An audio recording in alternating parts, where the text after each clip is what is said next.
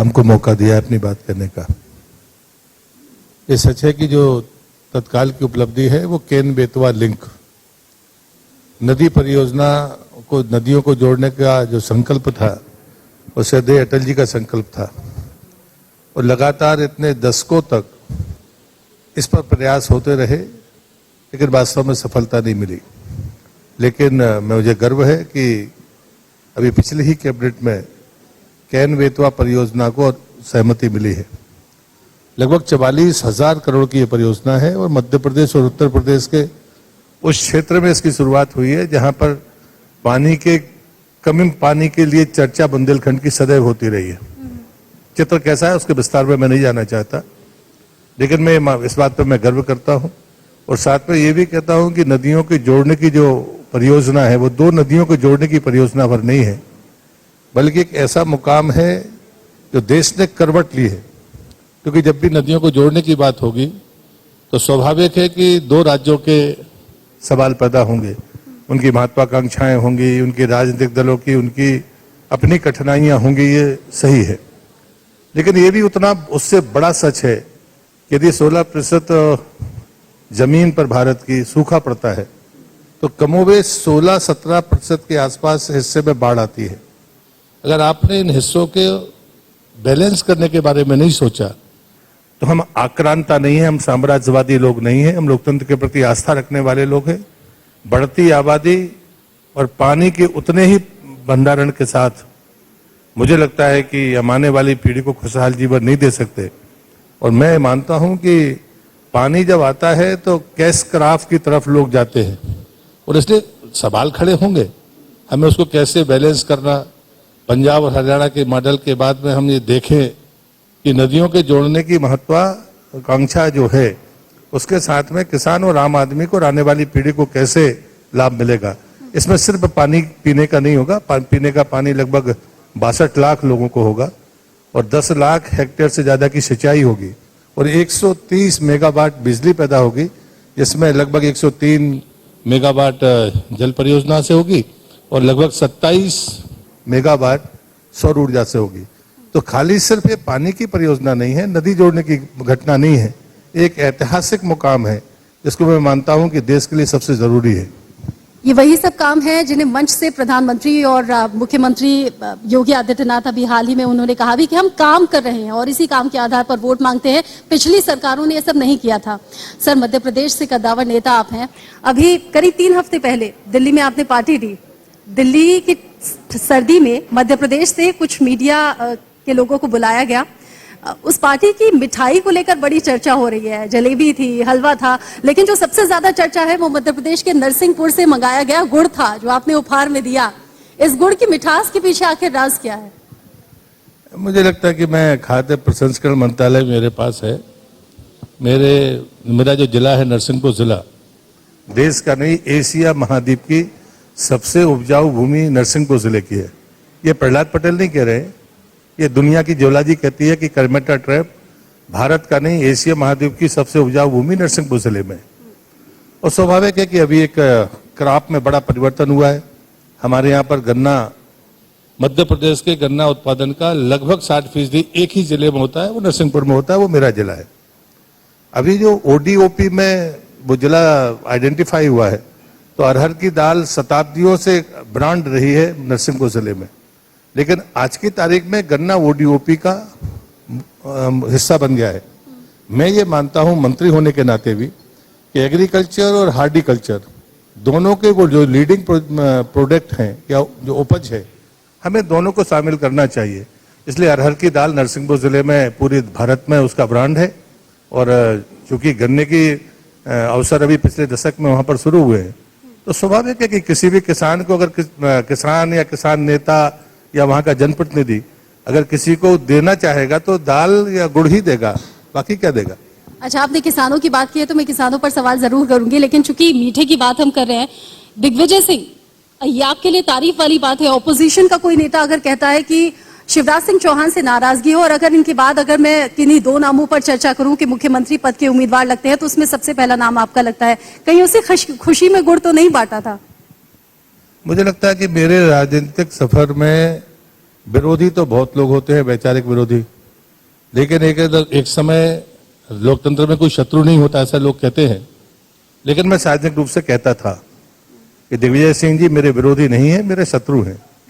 अगर वो क्या मेरे पक्ष में कुछ कहकर गए हैं, मुझे उसमें कोई उत्साह भी नहीं है और उसमें कोई उनके खिलाफ मुझे बोलने के लिए शब्द भी नहीं है। पर मैं एक बात मानता हूं कि वो मध्य प्रदेश के एक वरिष्ठ नेता है, उनकी राय पर मेरे को टिप्पणी नहीं करनी चाहिए। लेकिन राजनीतिक सफर में हम दोनों एक दूसरे के बड़े घोर विरोधी रहे। अगर उनके बारे में कुछ सकारात्मक कहा होगा तो मैं धन्यवाद ही दे सकता हूं। किसानों का जिक्र हुआ, करीब 380 दिन दिल्ली के अलग अलग बॉर्डर्स पर किसान बैठे रहे, कह रहे हैं कि आंदोलन खत्म नहीं हुआ है, स्थगित हुआ है। मध्य प्रदेश के किसान किसके साथ हैं सर? मुझे लगता है कि आज के दिन इस विषय पर हमें कुछ कहना नहीं चाहिए। एक बड़े मन के साथ जो किसान नेता थे और सरकार के बीच में जो रास्ता तय हुआ, वो रास्ता मैं मानता हूं कि भारत की खुशहाली के लिए है और किसान की खुशहाली के बगैर भारत की खुशहाली नहीं हो सकती है। ठीक है, मैं आज के अंदर मंत्री हूं, लेकिन मैं अपने मुंह से कहूं कि मैं किसान नेता हूं, ये मुझे कहने की जरूरत नहीं है। जैसे आपने अभी टिप्पणी की है, मध्य प्रदेश में किसान आंदोलन चलाने वाले जितने भी लोग होंगे, मैं समझता हूं कि वो भी इस बात को समझते हैं कि मेरी राय हमेशा बेबाक राय रही है। लेकिन आज की परिस्थिति में जो परिस्थितियां किसान नेताओं और सरकार के बीच बनी है, मैं इस पर खुश हूं, गौरवान्वित हूं और मैं मानता हूं ये देश हित में। नहीं, मैं जानती हूँ आपकी बेबाकी किस तरीके की है। 2005 में पार्टी छोड़ी भी, फिर 2009 में वापसी हुई भी, अपने इसी बेबाक अंदाज के लिए आप जाने जाते हैं। लेकिन किसानों के साथ जो हुआ उसको लेकर आप क्या कहेंगे? देखिए, जब आंदोलन होता है तो आंदोलन के बीच में इतनी घटनाएं घटती हैं कि आप उनका हर दिन मूल्यांकन नहीं कर सकते हैं। और मैं मानता हूं कि ये सारी बातें जब कोई हम निर्णय पर पहुंचते हैं तो हम उन सारे कष्टों को, उपलब्धियों को सब साथ लेकर नेता चलता है। तो आंदोलन हमने किए हैं और जीवन भर मैं तो आंदोलन ही करता रहा हूं। इसलिए मैं मानता हूं कि नेता की यही सामर्थ्य है कि वो कितनी अनुकूल और विपरीत परिस्थितियों का सामना करने के बाद भी अल्टीमेट तो फैसला लेता ही है। और इसलिए मैं फिर आपसे ये प्रार्थना करूंगा कि पोस्टमार्टम उन्हीं को करना चाहिए, या तो मीडिया के लोग हों या किसान नेता या बाकी लोग जो नब्ज को समझने वाले लोग हैं, उन्हीं को बोलना चाहिए। बाकी बोलना मैं मानता हूं कि विघ्न पैदा करना है। चूंकि प्रहलाद सिंह पटेल अपने काम के जरिए अपनी लकीर खींचने में बिलीव करते हैं, तो अगले 2.5 साल को किस तरीके से आप देखते हैं? अभी तक जो काम किया वो तो लोगों के सामने है, 2024 का जिक्र मैं कर रही हूँ। अभी क्या कुछ है लक्ष्य में, क्या कुछ करना बाकी है? मुझे लगता है अगर मैं जल शक्ति मंत्रालय की दृष्टि से कहता हूं तो पहले, जैसे मैंने पहले कहा कि नदियों को जोड़ना, और अगर ये हम जिसकी एक ऐतिहासिक शुरुआत हुई है, जिस पर हम गर्व करते हैं, अपने प्रधानमंत्री जी का हृदय से अभिनंदन करते हैं, लेकिन ये सतत जारी रहे। मैपिंग हो गई है, अंतरराज्यीय इन मामलों में सहमति बननी चाहिए और सहमति बनाने के लिए भारत सरकार हमेशा संकल्पित है और कटिबद्ध है। दूसरा जो बड़ा आंदोलन है, जो बड़ी, जिससे मैं उपलब्धि नहीं मानता, जरूरत मानता हूं, वो पीने का पानी और शुद्ध पीने का पानी। और इसलिए पाइपलाइन के द्वारा हर घर तक पानी पहुंचे, जल जीवन मिशन के माध्यम से, ये एक बड़ी महत्वाकांक्षी योजना ये भी है कि देश की आजादी के 75 वर्ष हो गए हैं, अमृत महोत्सव चल रहा है। देश के 75 वर्ष में क्या हम लोगों को हर घर तक शुद्ध पानी पहुंचा पाएंगे? और उसका बाकायदा रोड मैप है। 2021 में जो राज्य थे, बिहार को छोड़कर सभी ने अपनी सफलताएं अर्जित कर ली हैं और पहले ही कर ली है। उसमें तेलंगाना है, गोवा है, हरियाणा है, 3 यूटी हैं, अंडमान निकोबार है, पांडिचेरी है, दमन दीव है। लेकिन एक बात इसमें स्पष्ट होनी चाहिए कि भारत सरकार ने ये घोषणा नहीं की है।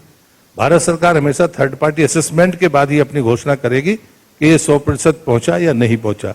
दूसरी बात है, जब गुणवत्ता की बात आती है तो हमारा मानना बड़ा साफ है कि राज्य सरकारों को हर डिस्ट्रिक्ट में अपनी लैब बनानी चाहिए और 5 माताएं बहनें हर ग्राम पंचायत में खुद अपने पानी का टेस्ट करें, रैंडम, एक सोर्स पर, एक सबसे बाहर पर जाकर वो खुद तय करें कि ये पानी पीने लायक है या नहीं। अगर उनको शंका होती है तो वो डिस्ट्रिक्ट की लैब में जाकर उसका कंफर्मेशन कराएं। रोड मैप बड़ा साफ है। तीसरी बात आती है कि पानी समितियां, एक बार इंफ्रास्ट्रक्चर खड़ा हो जाएगा, पानी पूरी तरह से राज्य का विषय है। आम आदमी को समझ में नहीं आता होगा, लेकिन बाकी सबको तो समझना होगा। तो पानी समितियां ही इसका संचालन करें, ये बड़ी चुनौती है। पानी समितियां बन रही हैं, लेकिन राज्य सरकार उसको कैसे काम करेगी, किन लोगों के हाथ में देगी, ये बड़ी चुनौती है। लेकिन भारत सरकार ने तय किया है कि पानी समितियां ही अगली परियोजना का क्रियान्वयन करेंगी। पंचायतें चुनी जाएंगी, बाकी सब होगा, लेकिन पानी समितियां होंगी जिसमें आधी महिलाएं होंगी। ये अहम बात है। और मुझे लगता है कि जो 2021 में कुछ राज्य हैं, 22-24 तक देश के हर राज्य को ये टारगेट अचीव करना है। और इसलिए भारत सरकार ने इस बार 50,000 करोड़ रुपए रखे। और ड्रा करने की पॉलिसी है, हम किसी को ग्रांट देने की बात नहीं करते।